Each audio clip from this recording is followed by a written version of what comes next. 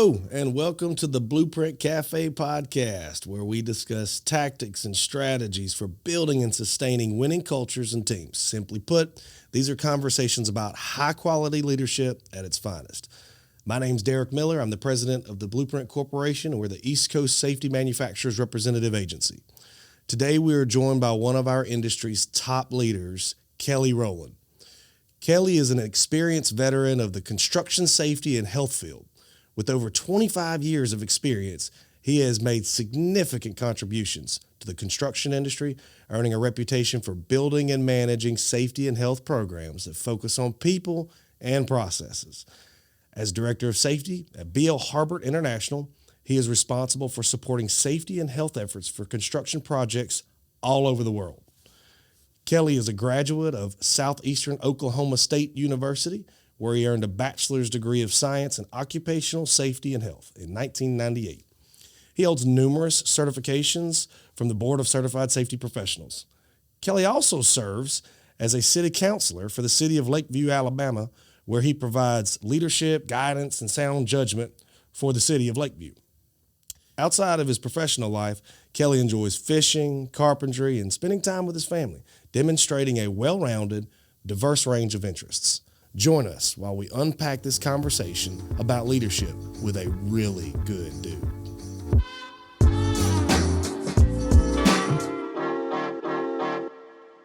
Hey, Kelly, good morning. Good morning, Darric. How are you? I'm awesome. It's so awesome to have you here, man. Thanks for having me. Yeah, got another Alabama boy in here, so this is about to be a winning conversation. There's no doubt. It is.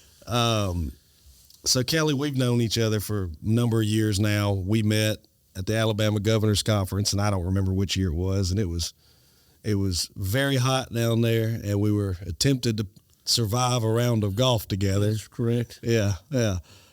Not always making the best decisions, I guess, but at any rate, right as we started talking, we immediately had a connection on our love of leadership.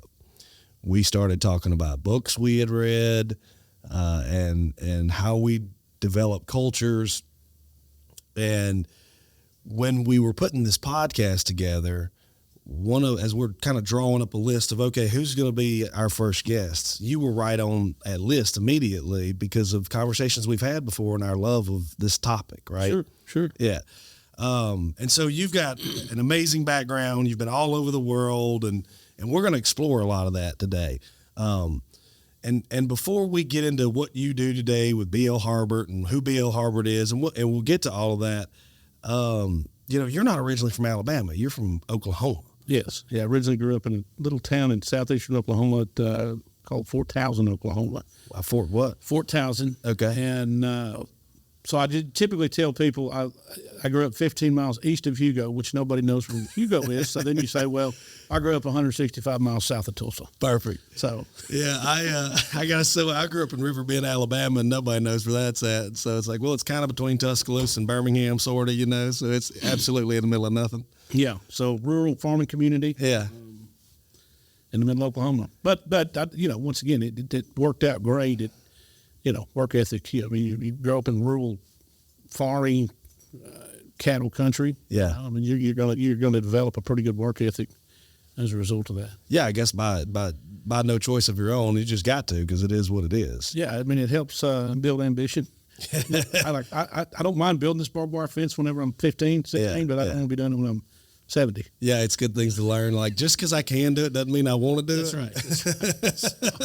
Is that part of it? I mean, you were doing this work that you can do. You don't necessarily knew you didn't want to do it as a career. Somehow you decided to get into the profession of safety. What drove you there? Well, really, I had an ambition to travel. Okay. And see, once again, I didn't travel a lot when I was younger, and I figured that if I want, well, let me cut back up. So I knew that I didn't want to live in Oklahoma the rest of my life. Nothing against Oklahoma. It's just I just didn't want to live in rural Oklahoma. Yep. The rest of my life. So ultimately, that led me to college. So that in its own right is an interesting story, because I was originally going to go in the Marine Corps, and I was going to go with a friend of mine. We can do the buddy system and all this stuff. And I said, yeah, that sounds cool. And then my counselor, Mrs. Lord, Jeannie Lord was her name, she came by with the college, literally the college application. She had filled it out and said, well, the least you can do is put it in the mailbox. Like your high school counselor? Yeah. Okay, yeah. Fantastic woman. I grew up with her son.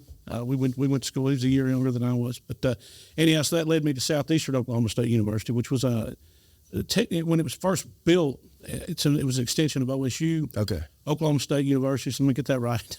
And it was primarily designed to produce teachers to populate that end of the country or the state. And then they had an occupational safety and health program there.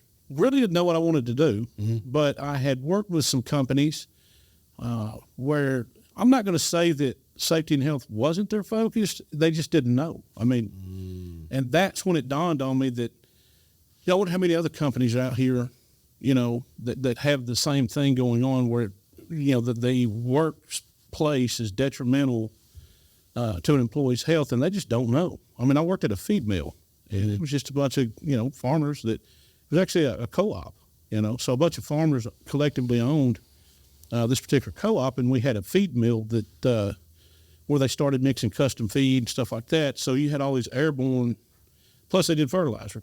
So when we would run out, so we had train cars that we would offload the fertilizer.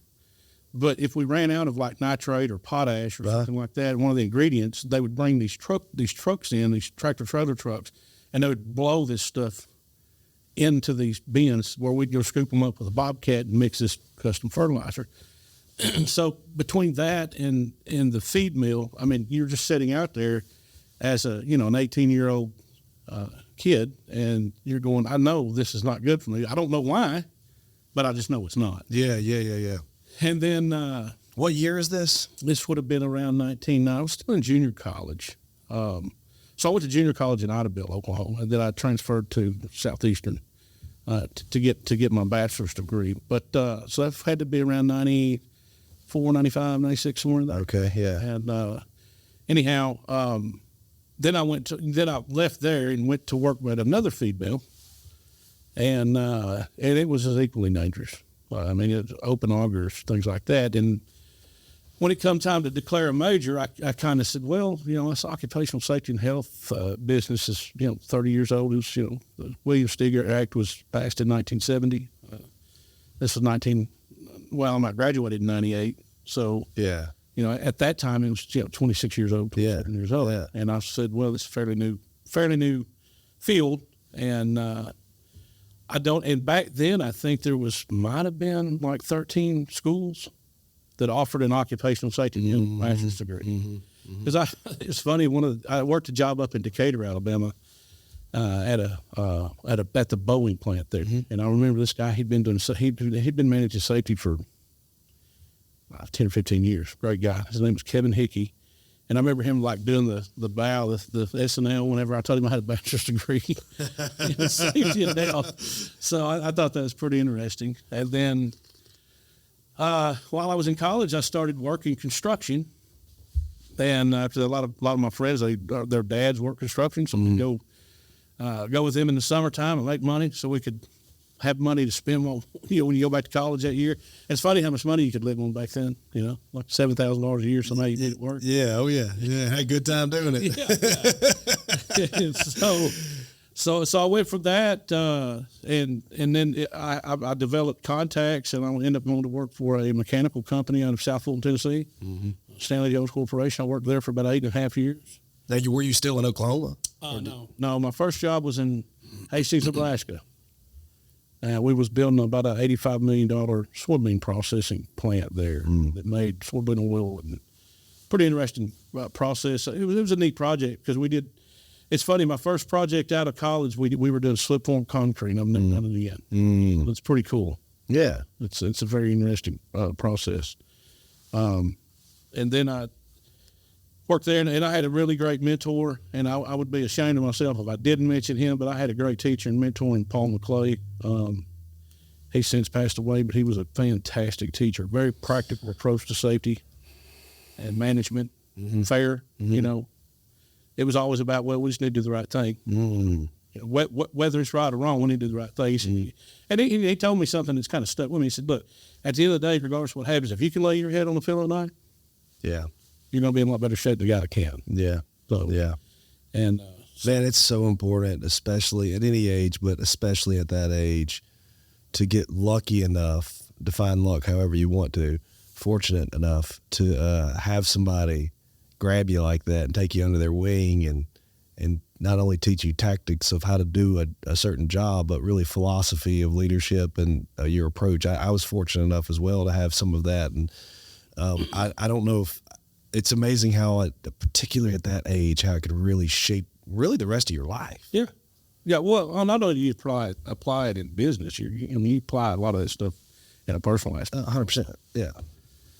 Because that's one thing. I mean, I think that, for you to lead people, or be in a leadership role, I mean, trust is a key foundation of that relationship, whether it be with the business or the person. Right.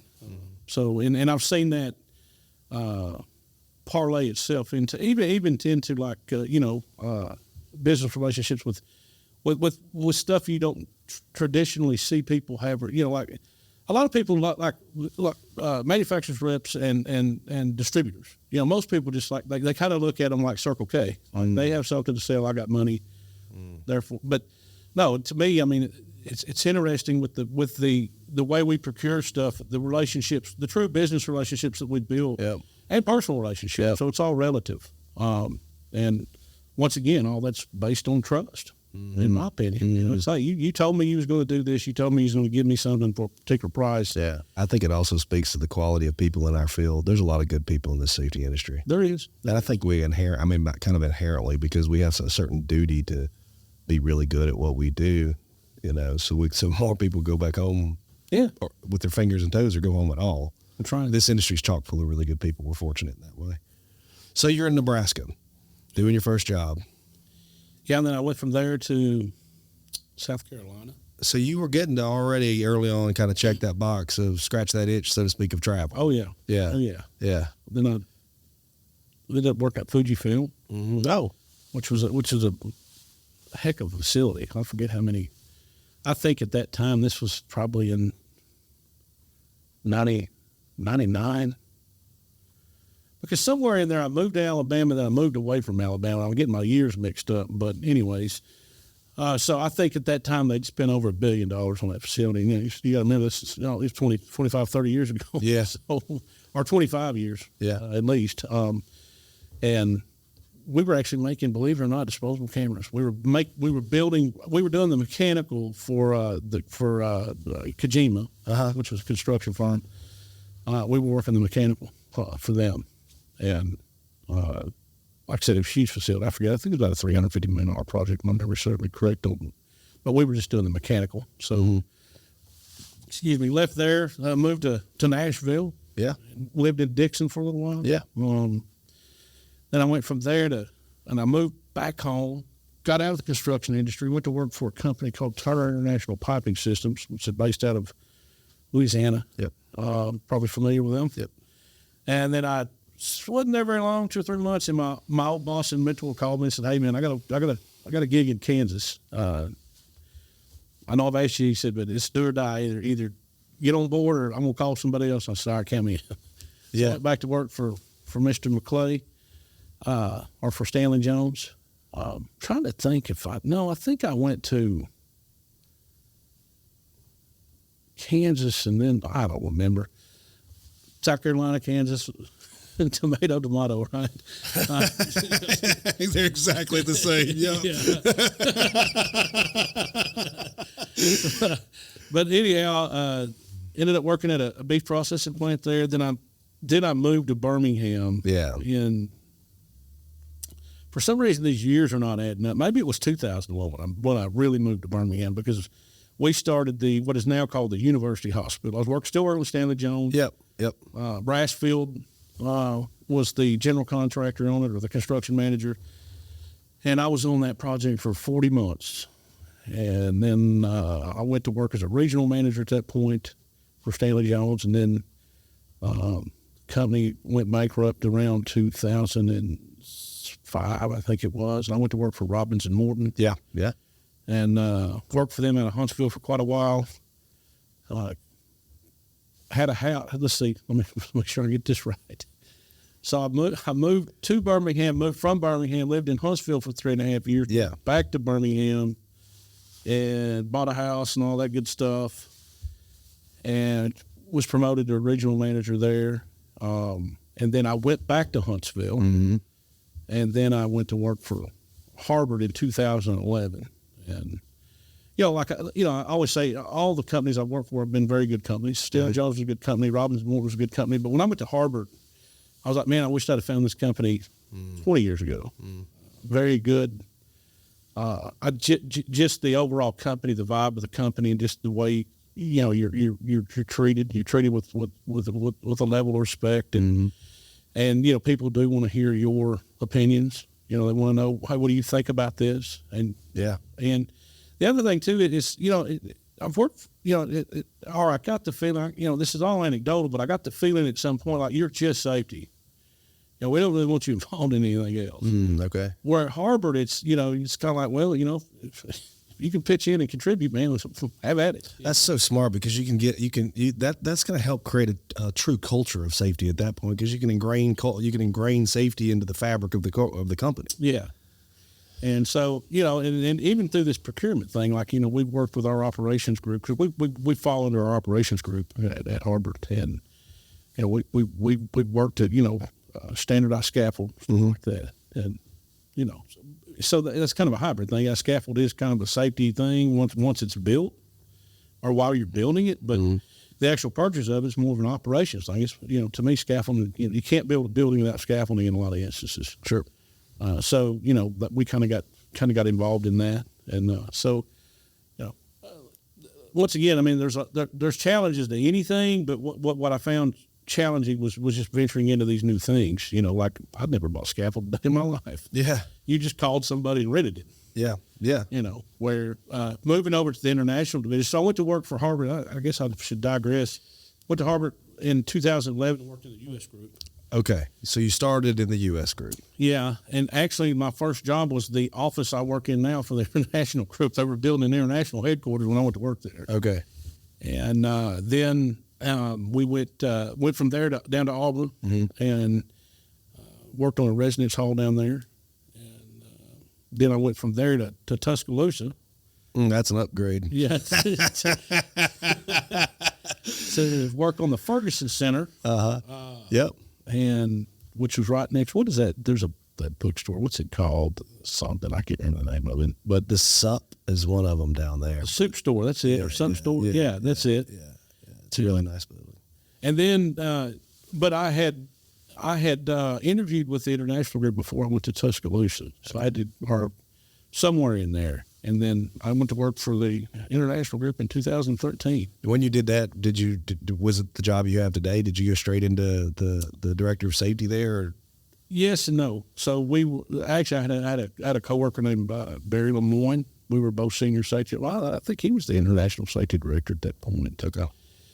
And I was a senior safety manager until about, 2 years ago, year ago, something. Once again, I'm not good. I get to that point where I can't remember specifically when things happened, but it's been a year or so ago. Yeah. Whenever they, the title of director, but the role didn't change. I mean, I'd been doing to a large degree what I'm doing now. Sure. Even before then. Sure. And for a guy from rural Oklahoma who had a goal of wanting to travel, I'd say you've done that, because what is it, over 40 countries at this point, something like that? Yeah, it's been quite a few all over Africa. One of our biggest footprints for Harbert International is Africa. Okay. But since I've been there in 2013, we've done work all over the Middle East, Asia, South America, Central America, Mexico. Haven't done anything in Canada yet. I don't know why. I guess the federal government doesn't want to build in Canada, but primarily we contract for the federal government. Right. Department of Defense, NAFAC, overseas building operations is a good client of ours, and then of course the Corps of Engineers. Sure. Oh yeah, sure. So,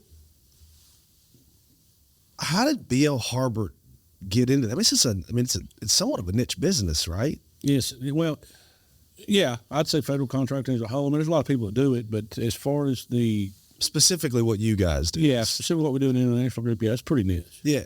So how does BL Harbert go from whatever they were to getting into this? Well, I think a lot of it, I mean, if you go back to the company history, they've got a pretty colorful history too. Sure. Yeah, they do. Industries they've been in. Right. But I mean, I think over the last, I guess,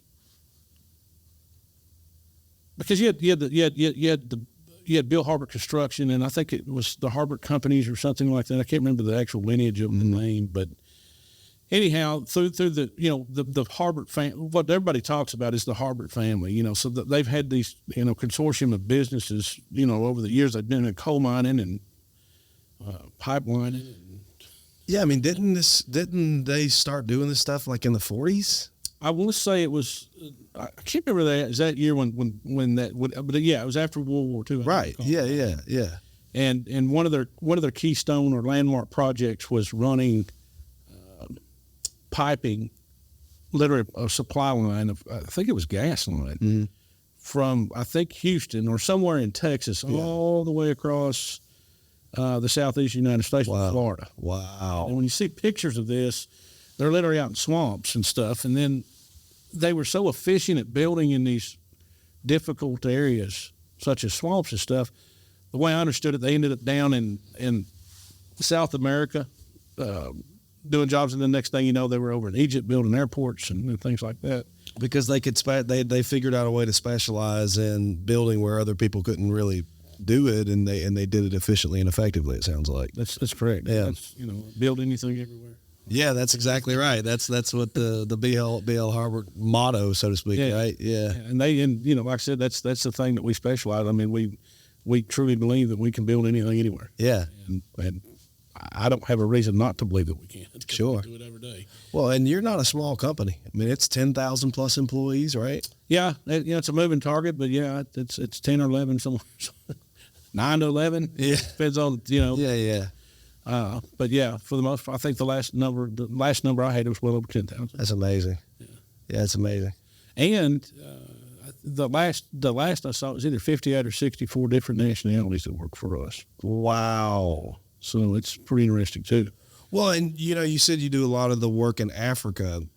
So if you think of all those different nationalities, but then all the different languages specifically there and there, I mean, I bet sometimes you get on a job site and it's not just English or Spanish going on. No, it's not. Yeah, it's funny.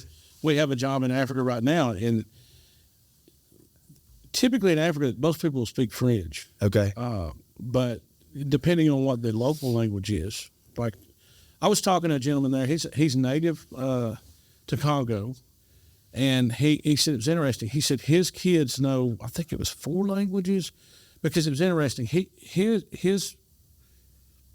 His mother and father was from different villages. Okay, yeah. Different. I don't know if it's tribes or what, but anyways, they spoke 2 different languages when they met, and then his wife's mom and dad was the same thing. So the kids knew English, and then they had to learn these different languages, and I think it was like 3 or 4 different languages.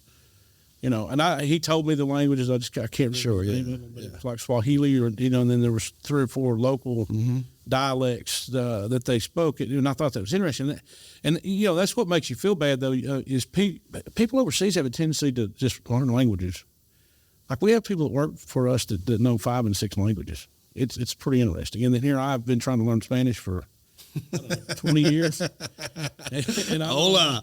Yeah, and I know enough to get somebody off of a ladder. Right? Yeah. And then you throw some Portuguese in there, and I don't know what to do. Even the Spanish guys can't help me then. Yeah, you're right.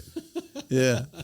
But we had a lot of jobs that we were awarded in Mexico back in 2018. So we've completed. We're in the process of completing 4 jobs in Mexico, 5 jobs, which we've completed 2 in Mexico. So Mexico's been good. A lot of great labor down there. A lot of great folks. Yeah. In Mexico. Yeah. I mean, there's a lot of great folks in every country we work in, but Mexico, we had a lot of experience down there the last couple of years, last 3 or 4 years, and and all that. Mm-hmm. But yeah, A lot of work in there. See, one of these days, I should have took better notes, but I forget how many projects we've completed in Africa. It's a bunch, though. Yeah. Because the Harbert companies, I said they've been around a long time, but Billy Harbert started BL Harbert back in 2000. Mm-hmm. I'm pretty sure it's 23 years. It's amazing to think what a common group of people with a goal and a vision can do in that short amount of time. Yeah, and like I said, Billy, man, he's a great guy, very practical, went down to earth. And like I said, our international leadership's great. U.S. group too. Once again, I don't work too much with the U.S. group. Being an international, and it's just because our business models are so much different. So, yeah, you've mentioned COVID a couple times, and it's still somewhat recent, relatively speaking, and it was a real test. Didn't matter what industry you were in, some more so than others, probably, like I'm sure healthcare, to be extreme in that way. But really, any of us that were leading teams, these were uncharted times. We didn't know how to do anything, and we really didn't have any of the real, quote unquote, facts at the time. And so I think about the challenges that we went through as a small company, really small company, and we're operating in 16 states, right? And each state has had its own regulations on what to do, what not to do during particularly those first, call it 6 months or so. And there was a lot. We had to really kind of take each territory and each specific situation and not try and have just some sort of peanut butter approach. That's what we had at the beginning. But as things evolved, you really had to sort of stay a little bit nimble. And so I know what it took to navigate the waters of 16 states. I can't imagine what it would take to navigate the waters internationally like you were, because you'd get hot spots and it started moving. I mean, we all know what happened. And here you are leading a safety program during a respiratory situation, and you've got people all over the world. I got people in 16 states. You got people all over the world. What was that like? Well, a lot of the credit, majority of the credit goes to our project teams. They were really, really diligent at managing. So what we did, first of all, we built a COVID response plan based on the Center for Disease Control. Mm-hmm. Now, the funny thing about that was a moving target, if you remember. Oh, yeah. Fauci, every day it was something. And I really, truly believe that the CDC really didn't know what I don't know. I'm not going to say they didn't know what they was doing, but it was definitely a moving target as to, what we were supposed to do. Do you mask, do you not mask, this and that. So we put out a baseline plan. And then each job literally had to tailor that program to the country. Right. And even then, you had each respective country may come out with a total different protocol. Like Asia, for instance, their protocols were around a lot longer. The country-specific protocols were around a lot longer than they was anywhere else. Mm-hmm. And a lot of that was in response to China, because China kept shutting down and opening back up, shutting down, opening back up. Well, people come out of China, they go to Thailand, they go to all these various different Asian countries. And so you saw a lot of – they were one of the longest holdouts, in my opinion, on COVID. But essentially we put a plan together, and then we started utilizing the tools that we needed, temperature checks, things like that. But because I remember whenever just getting the temperature – the without the no contact temperature, mm-hmm. our thermometers was a tough ordeal. Absolutely, they dried up overnight. Yeah, and then then it went into this whole mask thing, right. And because what it amounted to was some areas didn't have a way to test for a positive COVID test, right? Or they were so backed up. It was just kind of like, well, we need to know now, not 2 days from now, if somebody comes in with these symptoms. So we did do that.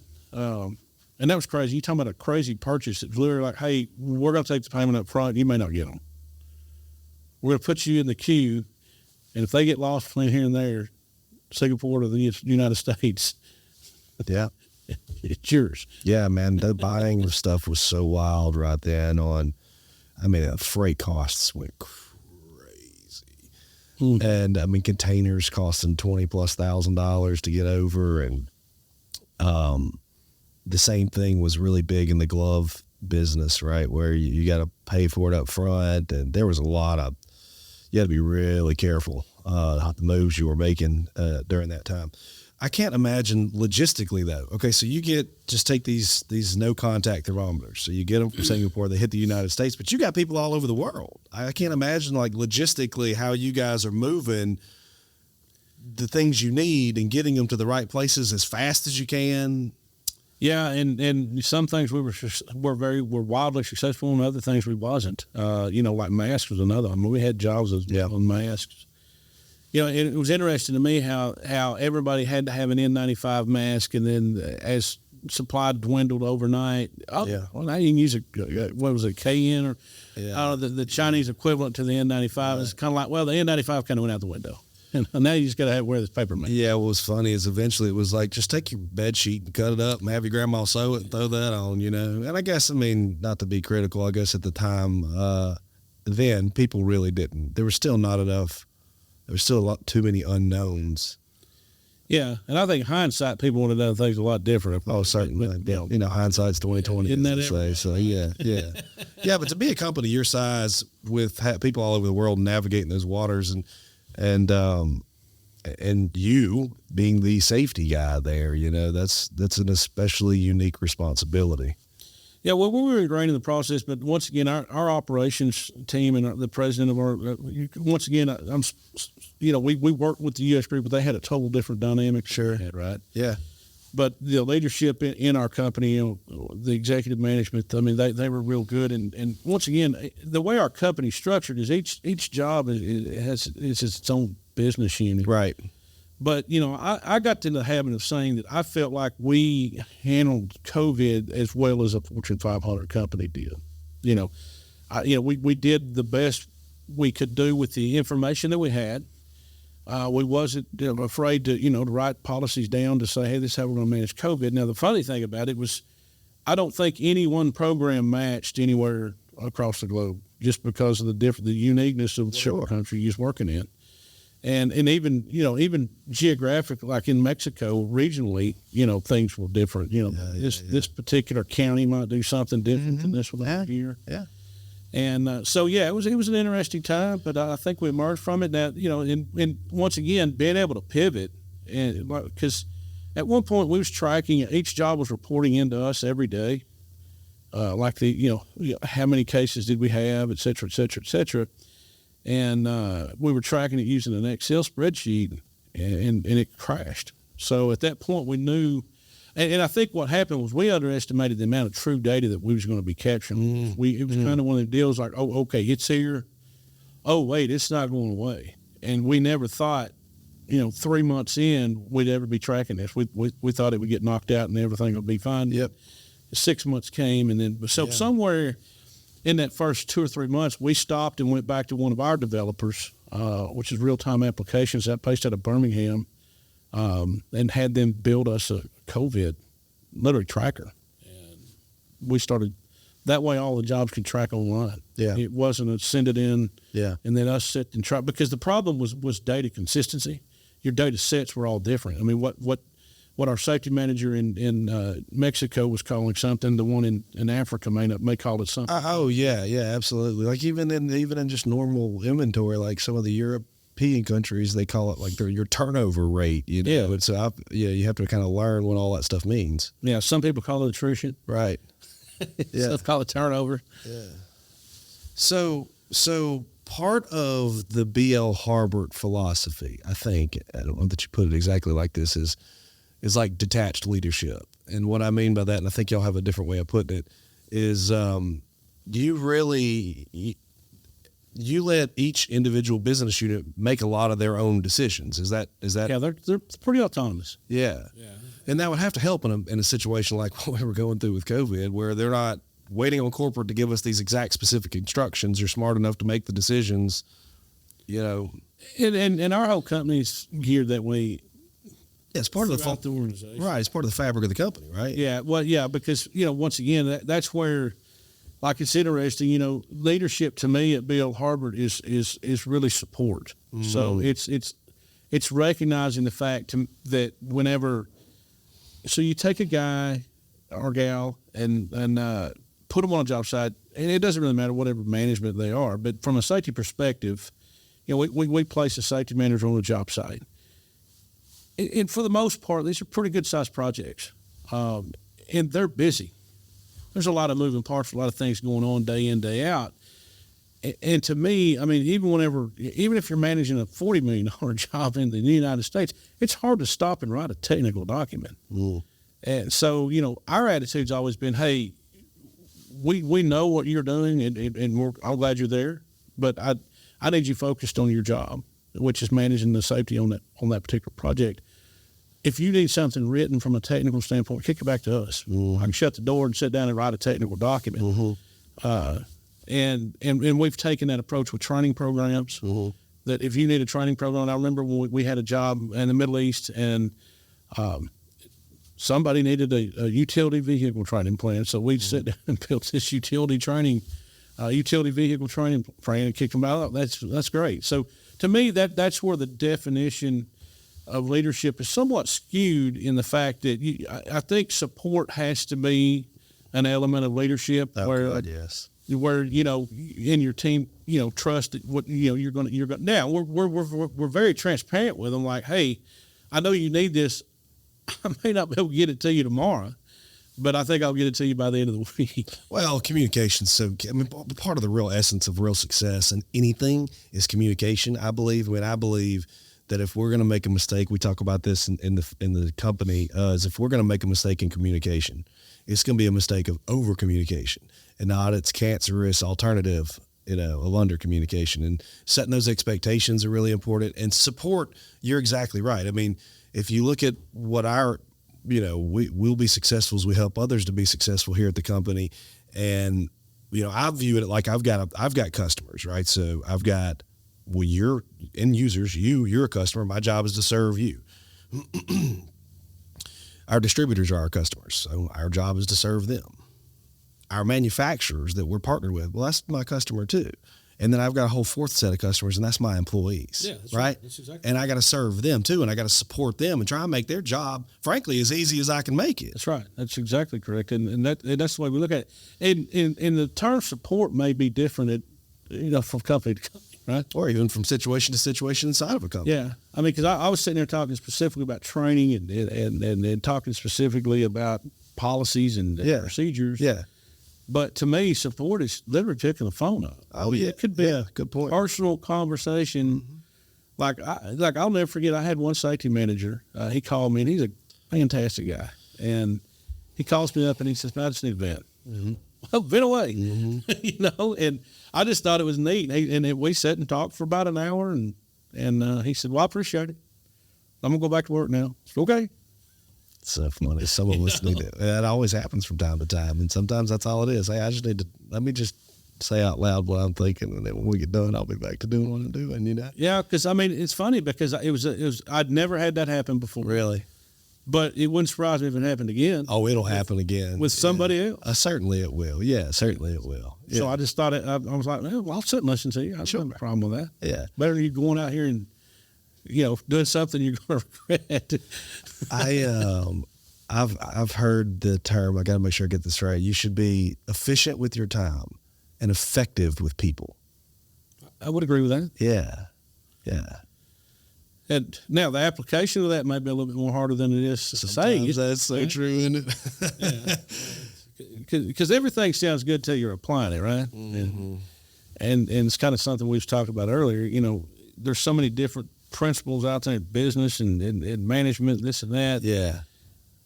You could probably make an industry out of the jargon, because it's funny. I go back whenever I was in college, total quality management was the buzzword. Okay.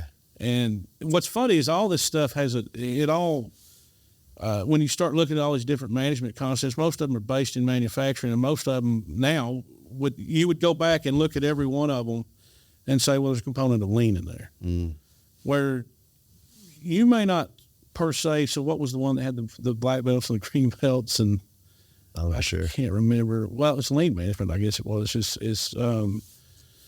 But everybody has their take on it, I guess is what I'm getting at. I don't know why I chose to venture down that road, but, I guess it's what I'm talking about is the application of things and the buzzwords. I mean, you could spend your whole career focusing on different, what am I trying to say here? Different buzzwords, I guess, different concepts of management. So to me, you're constantly looking at it, but you're taking pieces from each one. You're not fully applying these particular, all right, here's concept one, I'm going to fully apply that. No, you go, well, that whole thing doesn't apply to my business. Yeah. It doesn't apply to this organization, but I can use this. It's a good idea. Yeah. When I read these leadership books, if I can just take one thing out of it, it's probably good. I like go check that's good. When you're talking about the application of leadership, right? And when you're actually sort of, for lack of a better way to put it, when you're in the swimming pool actually swimming, that's how you learn how to swim. Yeah. You can sit in the classroom and learn to understand techniques all day long, but until you jump in that pool, you're not really doing it. And it's the same thing with leadership. It's great to learn all these, read the books and get better at your craft and try and understand it. But the real art comes in when you're trying to apply it. That's right. And every situation is different. And we're dealing with people, so that means they have personalities and they're all different. And again, you want to be effective in those situations. To your point, there's an entire industry of people that just write books, and I find it interesting, and some of them are really, really good. And a lot of times it's the same thing dressed up in a different way of putting it, because if you really boil down to it, and like sales books, right? Some of my favorite sales books are the ones that were written in 1940, because the same concept's true then as it is now. Sure. Just trying to talk to people and do the right thing. That's right. And leadership is essentially the same thing. Trust. Trust, support, communication, these things that we talk about. It's so funny though, because as simple of a concept as it is, then you start applying it and it can get very complex, and you got to have good instincts, right? Your intuition has to be really good, and you're not right all the time either. Yeah. Well, and the other thing that I find interesting is when you talk about communication. Yeah. Well, that's a two-way street.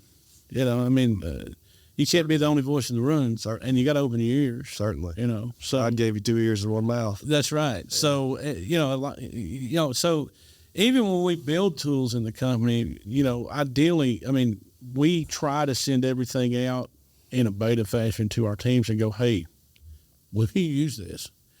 Seems like a great idea to me. Yeah. But you're the one out 100%. There expecting to apply this in the field, and if it doesn't make sense, be honest about it. Yeah.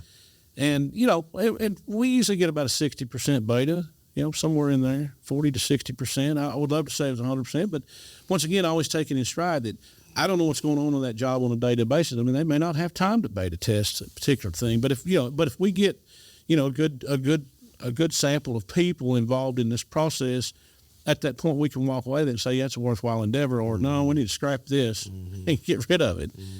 Because either one, nobody's using it, or it didn't work as planned. And that happens, but it kind of goes back into what we was talking about earlier, going down that curiosity rabbit hole.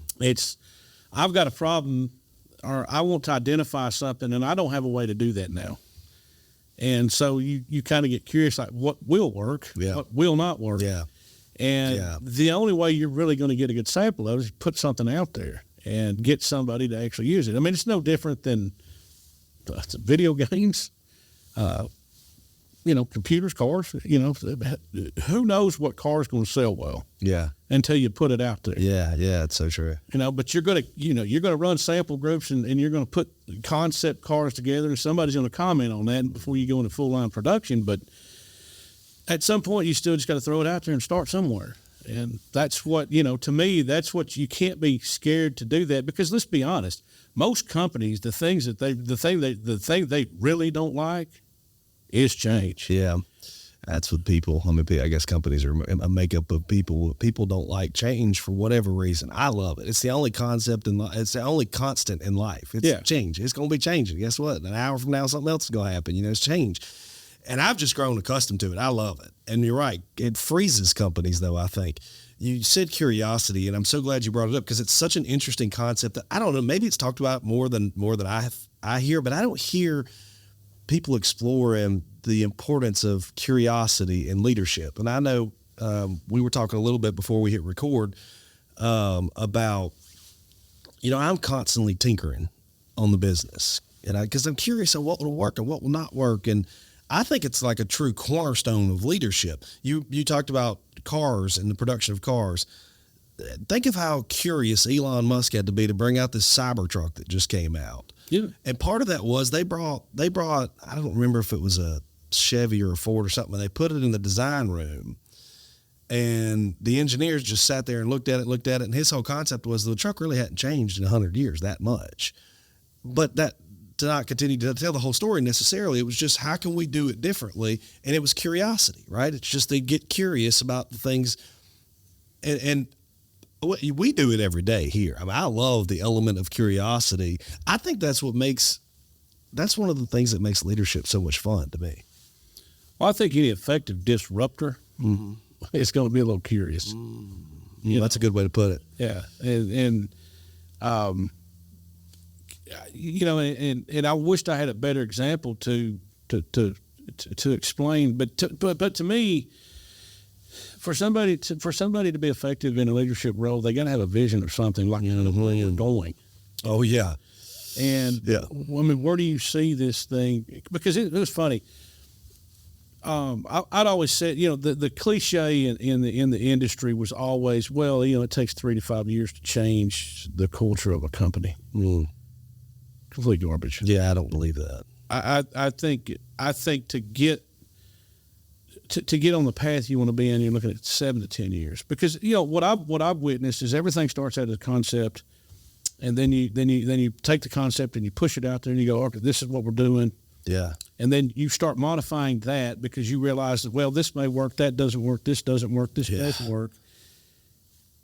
And then once you get that out there, then people have to be good consumers of what you're putting out.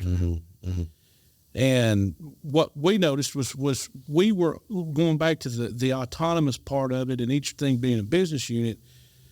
We just kind of built tools and said, hey, they're there for your use. If you want to use something different, go ahead and use it. Well, move ahead 7 years or 8 years or whatever it was.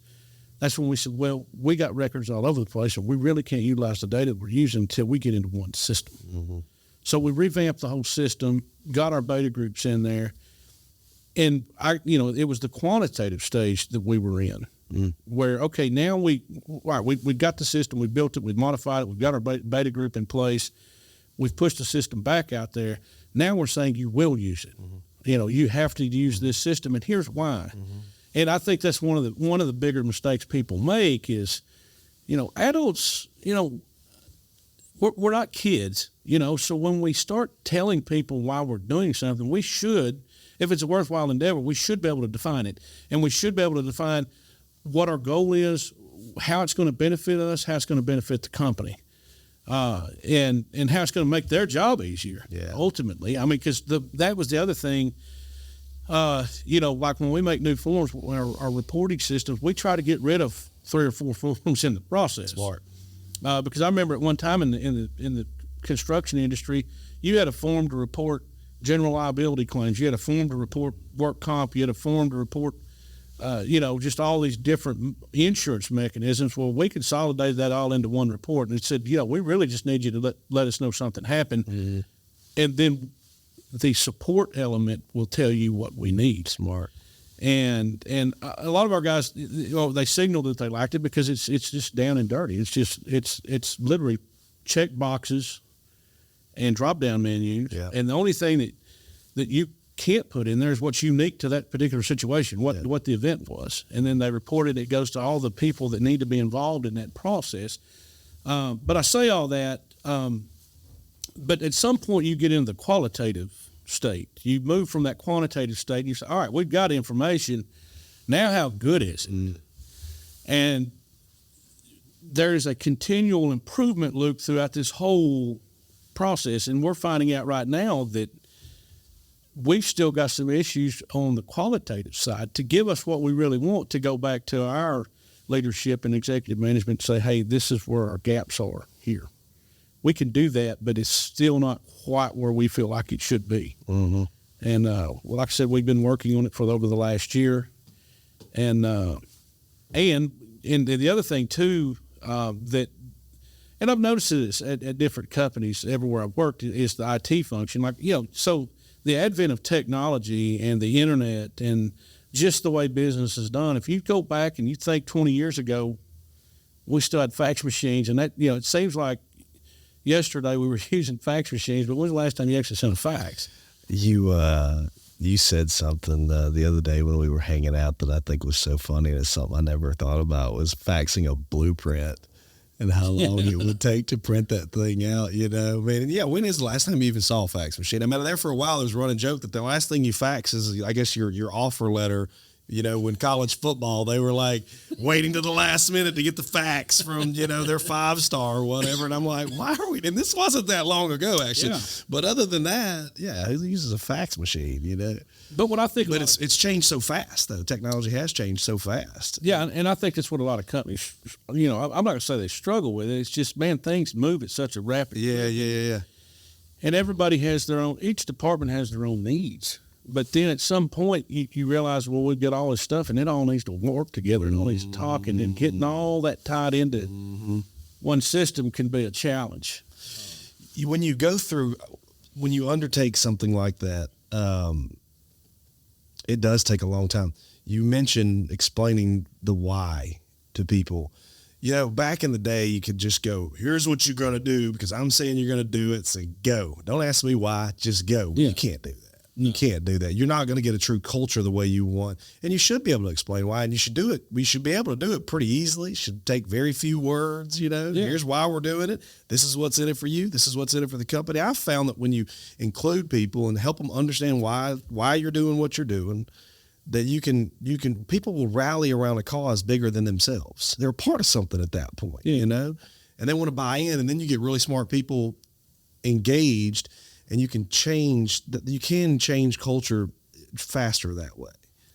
And I think a lot of it too is understanding that if you manage in a particular method, it's not that you're being told to do it. It's just like, let me show you the benefits of doing it this way. Like if you go out and make observations in the field and you make the right observations, and the information that's available is accurate, meaning that Darric was in area 2 of this job site over here, and I went out there for the last 14 days, and Darric was performing unsatisfactory or unsafe or whatever you want to call it. Well, Darric can argue that until I pull out the documentation. I go, right here, I can tell you right now, for the last 65 days I've come through and I've had a problem. Yeah. Now, what's the problem? Is it the employees or is it Darric? So at that point now, once again, I don't think anybody's goal is to go out there and just start firing people. No, it shouldn't be. But then you start looking at, okay, how many of these people over here in Darric's area have actually had training? So you got to have a system to go to, right? Mm-hmm. You got to have some mechanism to train or to track. And then at that point you can go, well, everybody's been trained. Mm-hmm. The problem, and then you start quizzing the employees and they say, well, Darric told me to do it. Mm-hmm. All right, so I've narrowed down. So that's one of the reasons that I think that, whether it be the system we use or another system, I've said it my whole career, you don't know where you've been or where you're going. All right, let me rephrase it. You don't know where you're going if you don't know where you've been. So there's no way for me to go out there and hold you accountable if I haven't, one, provided training to you. Yeah. And then two, how can I hold you accountable if I'm not tracking what I'm supposed to be doing? Does that make sense? Oh, it makes a ton of sense. Yeah. And so to me, accountability comes with some sort of management system. And what we've identified or what we feel is important is once you define that management system, the reason you want to try to standardize things, in my opinion, is because everybody has strengths and weaknesses. And every manager out there, some guys, some gals are better at, they're better communicators than others. Some are better planners. Some are better with the owner. Some are better with the teams. They've all got strengths and weaknesses, just like everybody, just like you and I. And, at some point, you may say, well, this particular manager's strengths are better served here. Mm-hmm. And when but unless you have a system, when you start dropping these managers and plugging and playing managers on different jobs, if they're going into an existing program, they got to have some sort of similarity. Oh, absolutely. Or they're going to play catch up, or they're going to be rewriting the book when they get there, and that's not good for anybody. No, of course it's not. Yeah, we hence the name of the company, and I've said this before, but we have standard operating procedures here at the company, right? This is what you do, and this is why you do it.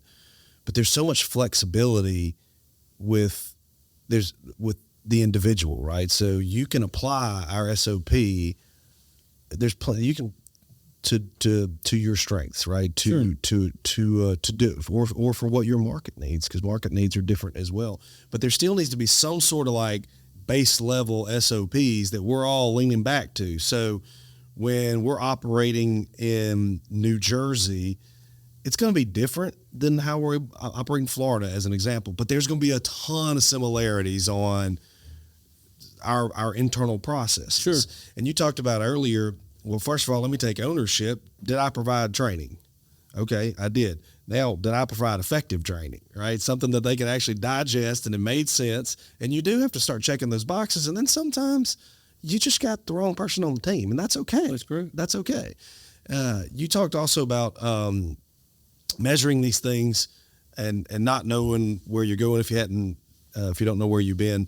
There's an excellent book out there, and I don't remember how to say the guy's last name. It's John Dower, something like that. It's called Measure What Matters. It is legit. And that's essentially what it's talking about is like, okay, if we're going to measure something, well, we better use it, and we better know why we're measuring it. If not, if we're just measuring something for the sake of doing it, what are we really doing here? Just record keeping, just a record keeping. Yeah, and then teaching your team why we're measuring these things and how it impacts them. I think you can. Most people, I believe, can buy into that kind of stuff. Most people want to be a part of a team that does that type of stuff. Very open lines of communication, not all kinds of silos, and hey, I don't care if you just started and you're entry level. If you got an opinion, throw it out there. I'll listen. Hey, I don't know how you get things done without listening to other people's opinions, because that's one thing. Every time I visit a job, I always, in the email, it's literally like, hey, I appreciate your hospitality, this and that, blah, blah, blah. We're going to enjoy the site visit. Yeah. But, most of the good ideas come from the jobs. Yeah. Yeah. Doesn't come from us. Yeah. And there's nothing that could be truer. I mean, it goes back to literally, like you said, it's funny because I put together a lockout tagout training program. And I literally found a video from the 30s from General Electric where the guy literally goes over and locks out. Wow. And I actually added that to the training. I'm like, this is legit. Yeah, this is not a new concept. No. And I can tell you that lockout tagout, when applied properly, nobody's going to get hurt. Yeah, right. Now, if you just fail to apply it all together, right, don't be surprised if somebody gets hurt. Yeah. People would take training, and it was incumbent of our safety manager to upload the data. And Darric took training. And then we would literally have these managers go, I took that training. I'm like, well, it's not in the system. Well, I took it. I'm like, no, you didn't. Mm-hmm. And I said, you need to call the safety manager that was on that job. So now your training, the way we've got it, was, and I hope people, I think it's pretty cool, but when you move jobs, it keeps track of, more or less what job you're being billed to or paid from or whatever. And all your training moves with you. Oh, nice. So each manager, and that worked out. And going back to what we was talking about, communicating why we do this and the reason we should do it. I mean, our contracts are very clear. OSHA is very clear. It says you'll provide frequent and current inspections of the job site. Well, the only way to say that you really did that was go out there and make observations. It also says we'll train our folks. Well, the only way to prove to our client that we did that was to track the training. Yeah. And then, obviously, there's a plethora of other reasons why we need to trend data or track data. But once again, if it's not important, I'm not really interested in capturing it. Absolutely. And I think that you've got to have a practical approach to that, because it's even like we was talking earlier, the adult learner, when they ask you, why am I taking this, you should have an answer for them other than I told you. Because I told you to do it. Nobody wants to hear that. I'm not a 4-year-old. I'm not an 8-year-old kid. Right. You know? Right.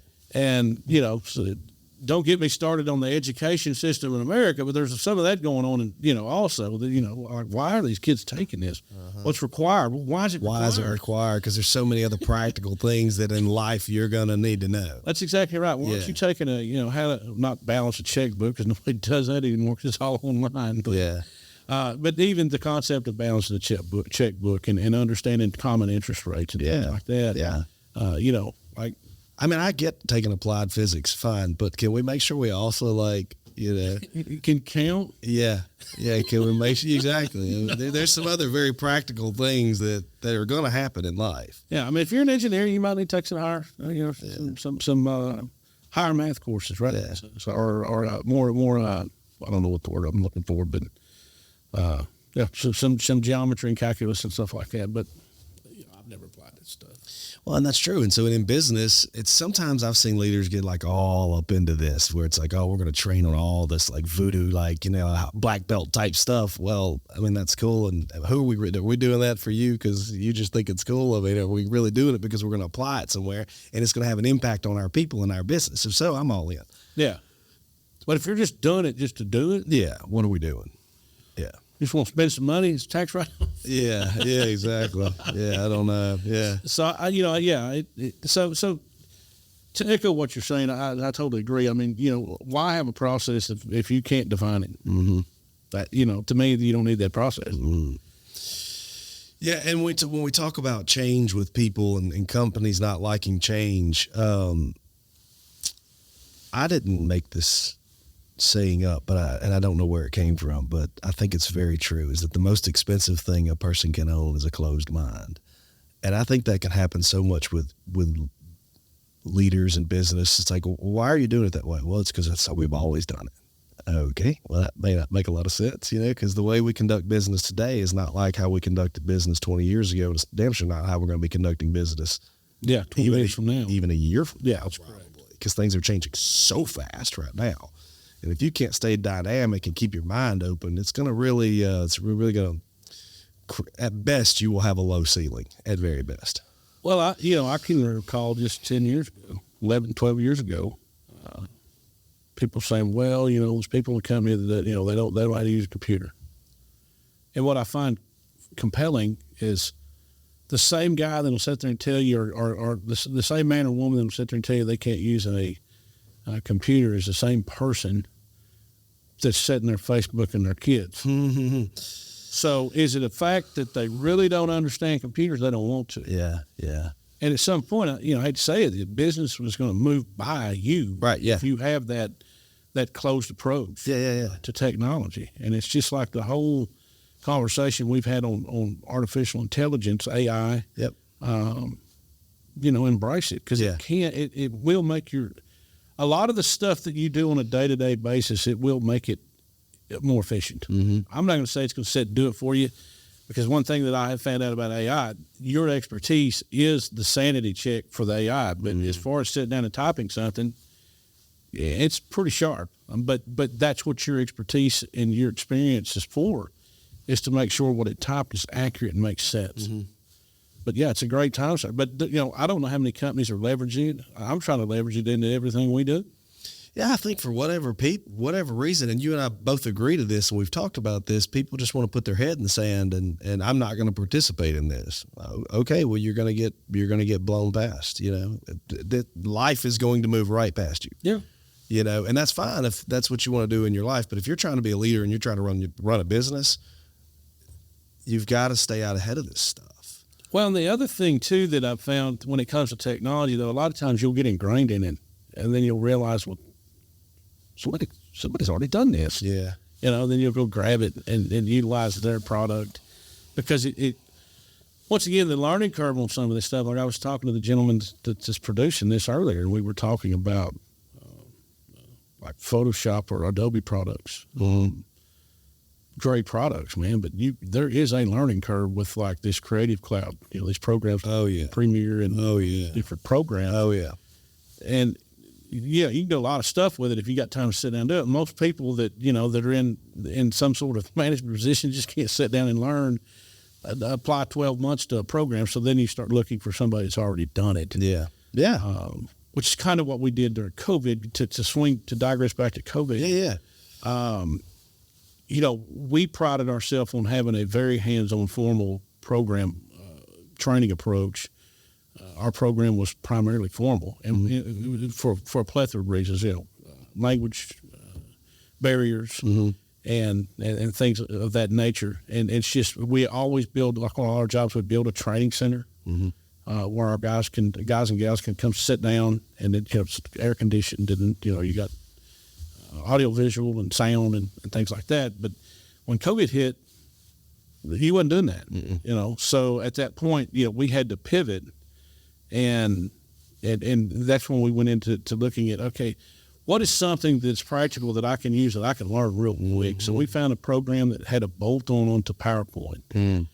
And then you could build a PowerPoint, you could animate the PowerPoint, you could put videos, and you could put whatever you want to, do whatever you want to. And you could provide audio, and then you could package it up and process it to a SCORM file, which would operate on the LMS. And then we went and found an LMS that didn't require, a brain surgeon to make it work and to be able to upload documents to it and stuff like that, and that didn't require administrator, the system administrator 24/7.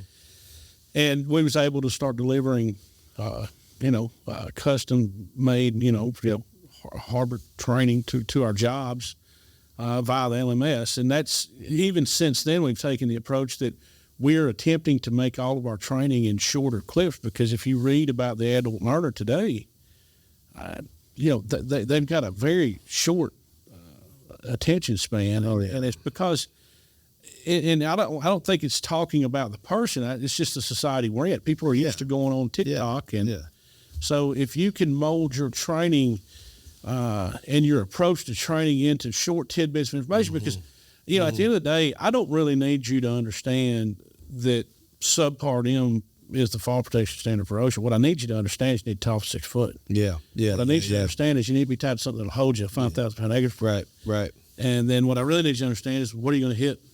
Make sure you're not going to hit something when you do fall. So we've kind of taken that approach that I really don't need to be quoting the chapter, the verse in the ANSI standard, because most people don't, unless you're a safety person, it's not really going to have much effect on your performance in the field, where these 3 concepts, this can directly impact your performance in the field. So sure. You're tied off, your anchorage point's good, and you're not going to hit nothing. So sure. And, so once again, that's kind of how we're lining our training up. But now there may be several modules, but it's really just bites. Yeah. How do we pull out the important portions? Yeah. And, cause I'll be honest with you, I mean, I don't like training when you get over 3-4 hours, and I'm done. And because whenever I had to re-up my OSHA 502 training, and you literally had to be in front of the camera, or they would, they'd toss you out of the class because you could just go over and lay on the couch and start going to sleep. And it was tough. I mean, I don't even think the instructors really cared for it. Done it by WebEx. I'd much rather go to something like that in person. Yeah, but out of COVID, some things became acceptable to do via WebEx or Zoom or whatever that should have frankly been acceptable way beforehand. In our industry, our entire industry, there are some positives. Some of the things and ways that we communicate and get things done in our industry was a bit antiquated, in my opinion. And I could see it, because I kind of cut my teeth in the telecom and energy business, where, we were cutting edge, we were already way ahead of that stuff, that industry was. So I know when I joined the safety industry, it was like stepping back in time. And, it was like, well, I only deal with the people I see. Okay. But we just need to have a 5-minute conversation, and I need to show you something real quick. So listen, there is no substitute for you and I being together. There's no substitute for that.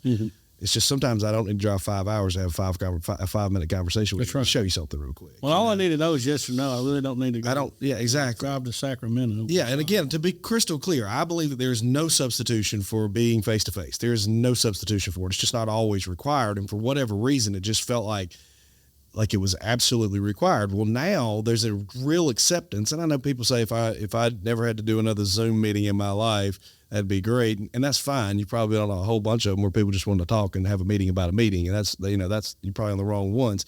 But there is a real effectiveness that you can have, and there's absolutely an efficiency that you can have in some of that stuff. Now, to your point, when it's going to be super in depth, it's going to be really long.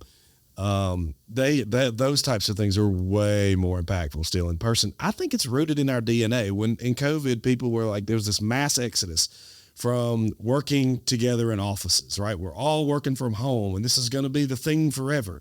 And I never bought into that because maybe it's because I'm not smart enough to lead a certain set of people without them being in here. I just think it's rooted in our DNA. We're meant to be together. We're meant to talk together. We're meant to interact together. And there's a certain energy that can happen when people are together that I don't know how to replicate over just a Zoom call or something like that. Well, I think there's even more of a social dynamic to it than most people realize. When you talk to somebody that retires, yeah, and then you see them 2 years later and they're coming back to work, and you go, yeah, why did you come back to work? Yeah, and they go, well, actually, I didn't have as much stuff to do at my house that I thought. I got all the things I've been putting off for 20 years done in about 6 months. Yep. Hole-in-ones aren't no fun if you don't have nobody there to witness it with you. Catching a 10-pound bass or, killing a 30-point buck or whatever, just ain't no fun when you've done it by yourself. Yeah. And what most of them tell me when they come back to work is they didn't realize how big their social sphere how their social sphere revolved around work. Yeah, absolutely. People, I know that you're not supposed to there needs to be some separation with your personal life and your work life, and you also need to realize most of us, we sleep for, call it 8 hours to use round numbers, and we're together at work for at least 8 hours. I mean, a third of your life, more or less, whatever, of most of us out here, it's with your work family. Yeah. And so absolutely it's part of a social dynamic. And then, it's built in to, you have a genuine concern too. I mean, how'd your weekend go? Absolutely. If it went like crap, okay, I'll listen to you, and did you break down on the interstate this weekend? Yeah. So you see that, and then you have things in common with people, like football, for instance. Yeah. People sit around or they'll be drinking their coffee. Yeah, did you see that game? Yeah. Like there was a lot of people talking about the football this past weekend because, the Alabama game was great. The Oklahoma State game was great. Yep.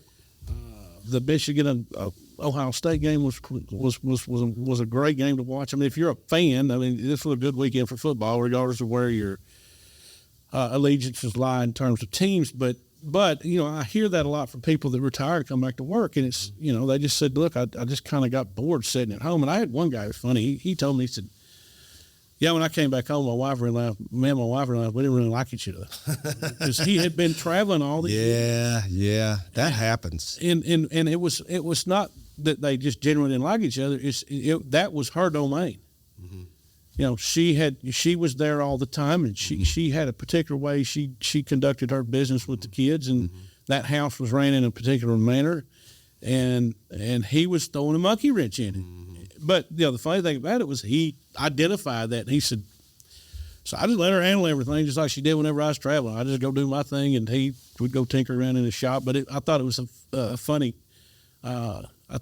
comment, and him kind of expanding on it was, I like, okay, I get it, man. I could see that, and I can understand that. Yeah, I mean, when you travel as much as either one of us does, first of all, it takes a really strong partnership at home and to make it successful. And then you come back in, and it changes the routines as much as it does anything else. Yeah, it does. And so you got to, even leadership in that standpoint of you and your family and the communication that it takes. I mean, we talk about this, just like all of the stuff. I mean, I believe in these things that we do as leaders, senior level leaders, that we're making big, sometimes it's one decision, but it's a really big decision, right? That impacts a lot of different people. The same stuff applies to if you're the leader of one, if you're a leader of you. I mean, it's the same stuff applies. Yeah. Same concepts apply. Well, it's interesting. We've talked. I mean, you're always going to talk about communication, but usually when I see something that fails or didn't work or whatever it is to call it, somebody gets the memo. Somebody gets the phone. Absolute communication breakdown. Or they got it and failed to act. Mm-hmm. So, that's the other thing. I'm like, you did get the email. Mm-hmm. Why didn't you do that? Mm-hmm. Obviously that's a bigger question, but I would say that 99% of the time when something fails or doesn't work, it's somebody didn't get the memo or somebody didn't get the right instructions or somebody didn't have the right something. Yeah, and if it's a really, really important thing, we got to also make sure that, and I think we've said it once already, maybe more, but is that we're communicating correctly to where the person can absorb it and understand how to apply it. What's interesting, when we spoke at the governor's conference this past August, Mm-hmm. and so the program we put together, we said, okay, at the beginning of a project, what does everybody say? Oh man, we got this project, man. We want to finish it on time. We want to finish it on budget. We want to finish it without getting anybody hurt. We want a high level of quality. Yeah. And then how do you measure that job at the end? Well, did anybody get hurt? Mm-hmm. Did it make you money? Yeah. Did we finish on time? Yeah. And is the sheetrock not falling off the wall? Right. But what you never hear anybody talk about is all these things in between that got us to either from here to here successfully or not. Mm-hmm.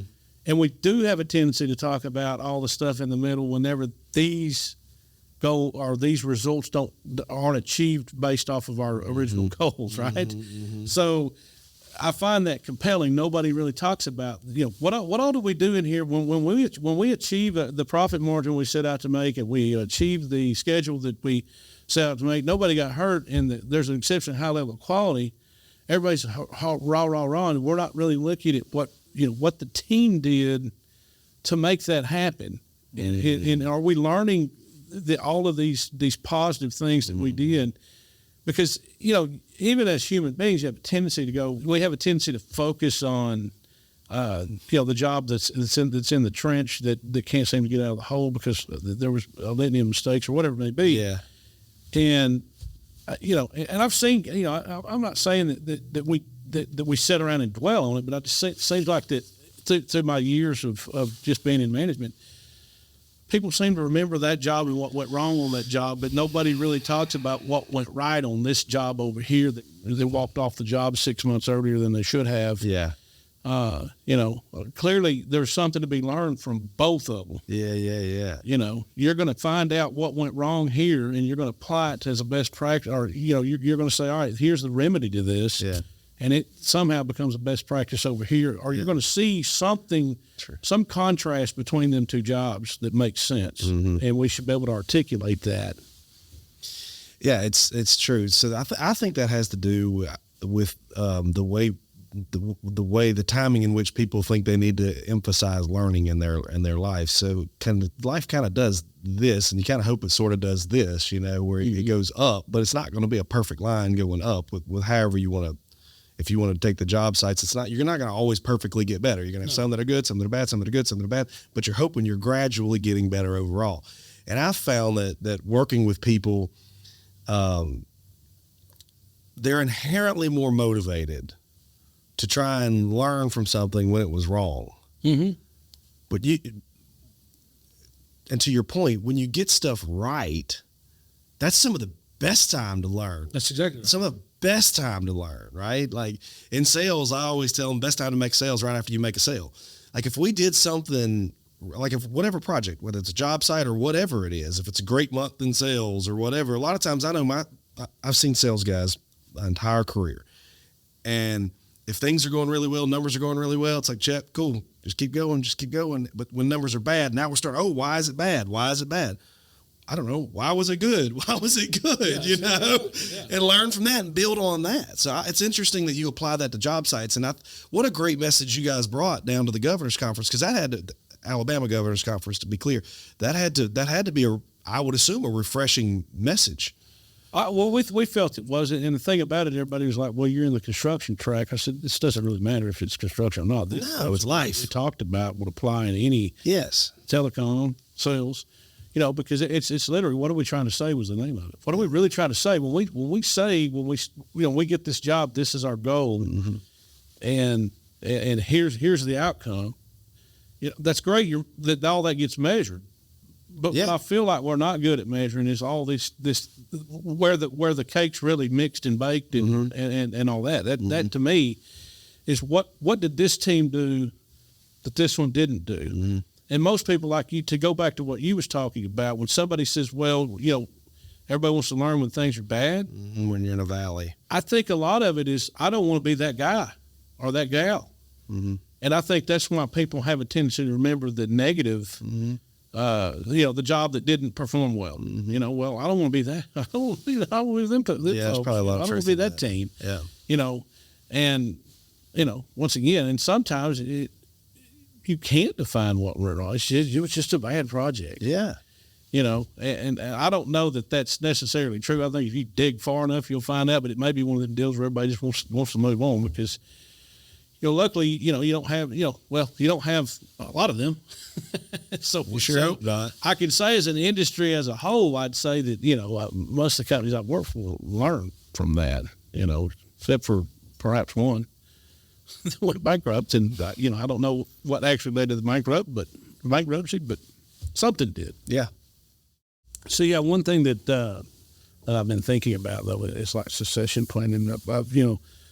Some companies are one, some aren't other. What's your opinion on? I think for the viability of a company, it's critical. So when I took over this company, a big part of it, frankly, was that there really wasn't a succession plan in place. And when I joined, I very quickly knew that I wanted to be that succession plan. And so I was really fortunate to be working with two really, really good human beings. And so we could work right through it. In fact, interestingly enough, as we worked through it, we never even had to get any lawyers involved. We were just three practical guys that wanted the best for each other and ultimately wanted the best for the business. But I think a lot of companies don't have one. And I'm a perfect example. Like, well, I'm 40. Why would I need a succession plan? I'm going to be working for another 25 years, at least, good Lord willing. Yeah, but I could also get hit by a bus tomorrow. That's correct. And I've got these employees that have families, and that's my responsibility. So you're asked what's my view on its importance? It's critical. I don't care how old the leader is. Once you get to a point in a business, and I've never ran gigantic teams. I've been an entrepreneur my entire life. I had 150 people working for me one time. That's as big as it's been. But I think at any organization, you got to have a succession plan. And a lot of that, for me, what I've done at least is make sure I'm developing my bench. So, some of the people that I work really close that's been with me for a while, and I try and spend a ton of time really teaching them the business.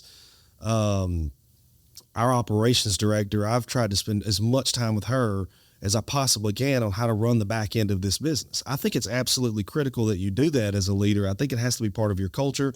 And why more companies don't do it, I really don't know the answer to that question. I don't know if it's ego. I don't know if it's ignorance. I couldn't understand why. I couldn't explain why somebody doesn't, because we always have. I always have in any organization that I've been a part of at a senior level leader. You better have some sort of plan in place. Now, does it have to be this perfectly written out thing? Probably not. But what's your experience been on succession planning and how it either has or hasn't been effective and applied?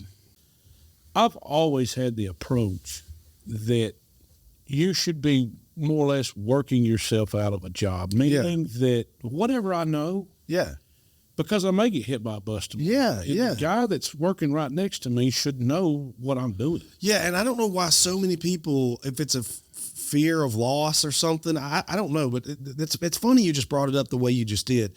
I know so many people that don't want to teach somebody because let me rephrase that. I've ran into occasions many times in my career where people try to keep all that little secret sauce to themselves. Now, I'm not saying I'm going to go out and train all my competition, right? But you got a core group of people as a leader, you damn sure better be training them, and you damn sure better be pouring everything into them that you possibly can. Yeah. Because at some point you want this thing to get on autopilot, right? More or less. Yeah, that's right. Yeah. So, and that's, so I don't have, there's a pretty open book when it comes to that, Yeah. Hey, what was it? I'm trying to remember the project we was on. Oh, I got to the point where I was sitting there one time, and it's like, man, we would have a project we was working on, and then they would send it to me. And I have my style of doing what I do. I like to write things a particular way. Yeah. It's just, that's inherent to anybody. I think so. So I finally figured out that the best way for me to be successful was say, here, this is yours. You do it. Yeah. And you it's your baby. You live with the consequences of it. You will define whether or not it was a success or not whenever you're through with it. Mm-hmm. And that's how I finally just said, all right, I'm letting go of it. Mm-hmm. Does that make sense? It does. So many leaders can't do that. And you can say, oh, well, it's just delegate. And it in a sense, that is what you're doing. Or I guess it's exactly what you're doing. But there's a right way to do that. And I think that when you trust your people, I talk about it all the time. I've talked about it on these podcasts before. You got to hire really, really smart people, and you got to let really, really smart people do what really, really smart people do. I think that's one of the real reasons that I've been able to be successful as a leader is you set some expectations. You strategically set a vision, if you will. No different than what you were saying earlier about, your project managers know what's going on that project better than you do. Mm-hmm. So as leaders, it's really important that we set out a really good strategic vision. Our team should be a part of that vision. And when you get to the tactical side of it, game time decisions, so to speak, boots on ground know that stuff way better than I do. Sitting in my office,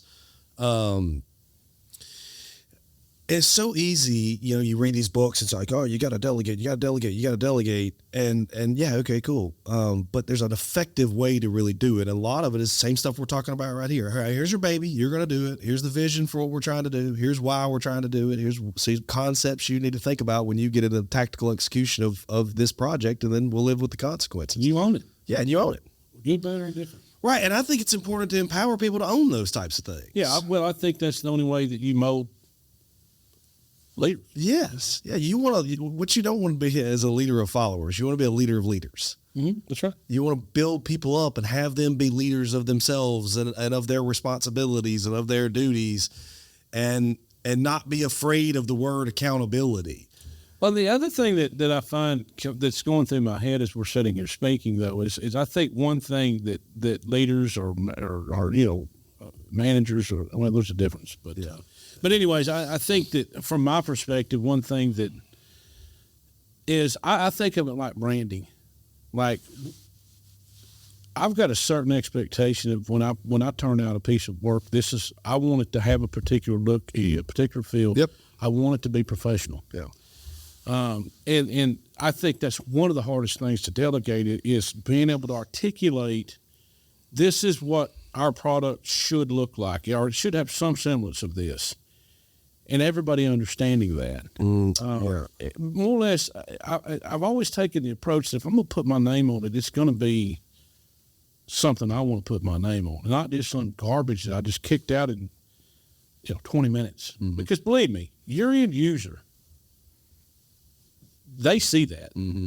You could pick something up and go, yeah, they didn't. It's not real important to them because I can tell they spent 25 minutes on this. Mm-hmm. They didn't spend 3 days formatting this and doing this correctly and putting out a professional product that meets your company quality, your personal quality. Because to me, I see that a lot in management. And it's not so much.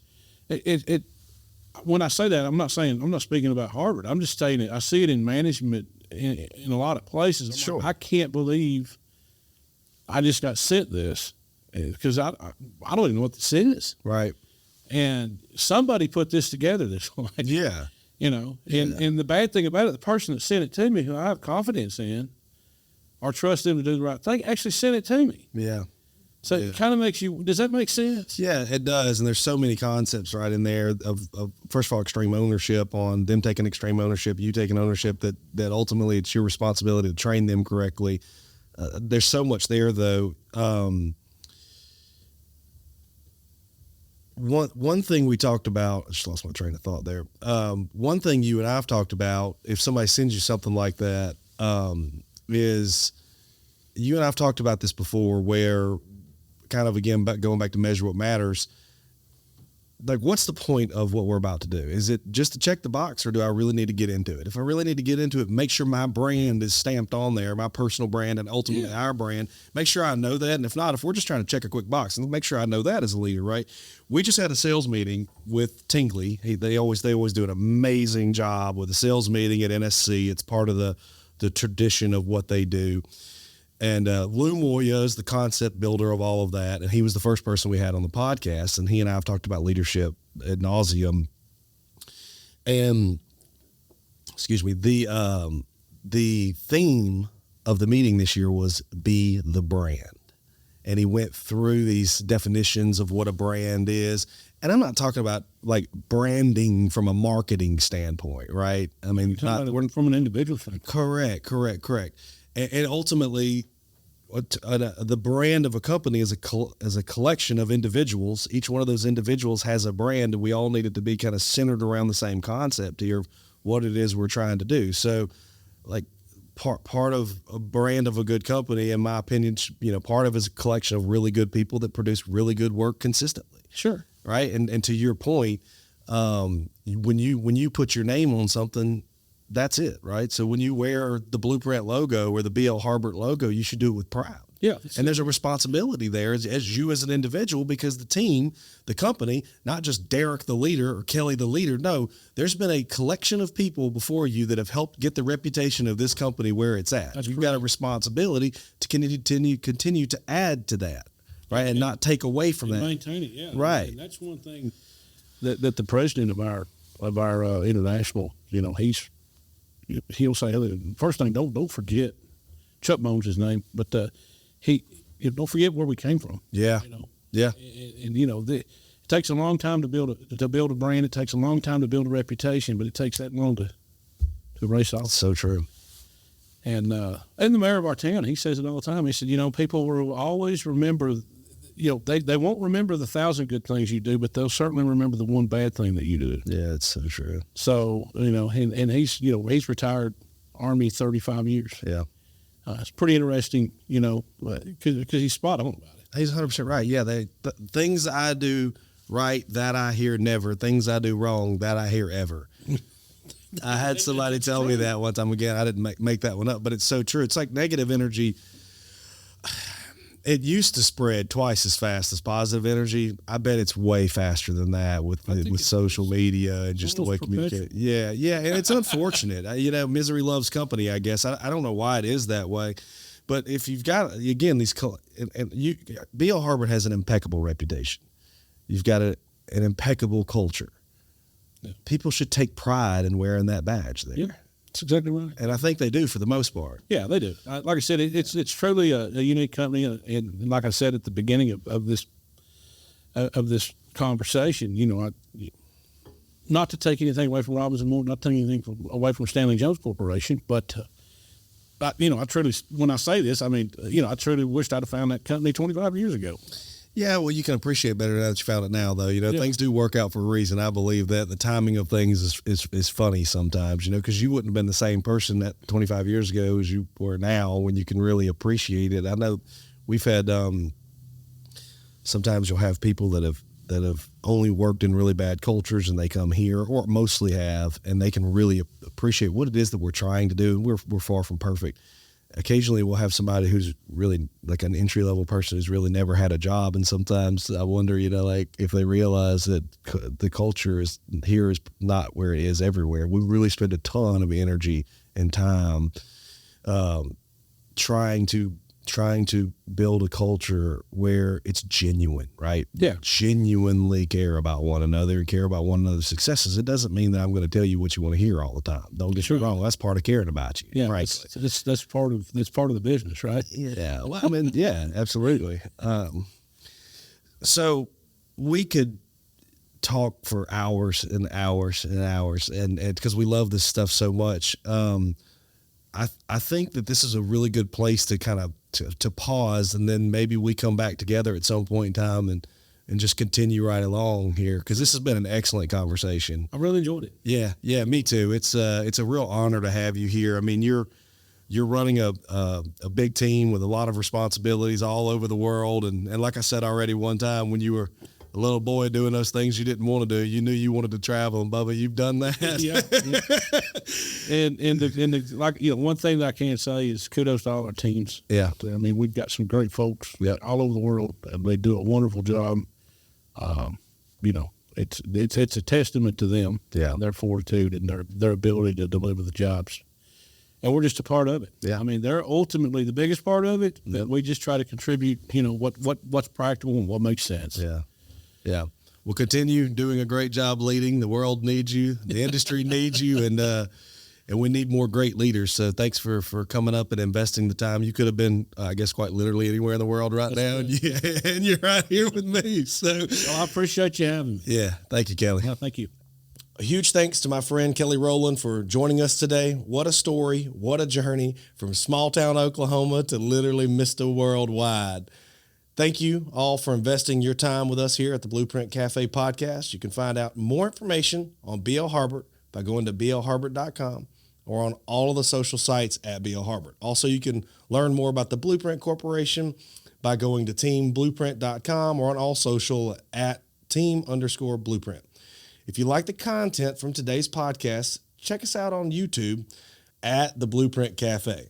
If you have suggestions for other visitors or topics to explore, please leave those in the comments section. Also, we appreciate your time and your interest. And with that, I will leave you with one of my favorite quotes from one of America's heroes and best leaders, Jocko Willink. Discipline equals freedom. Enjoy the journey, y'all.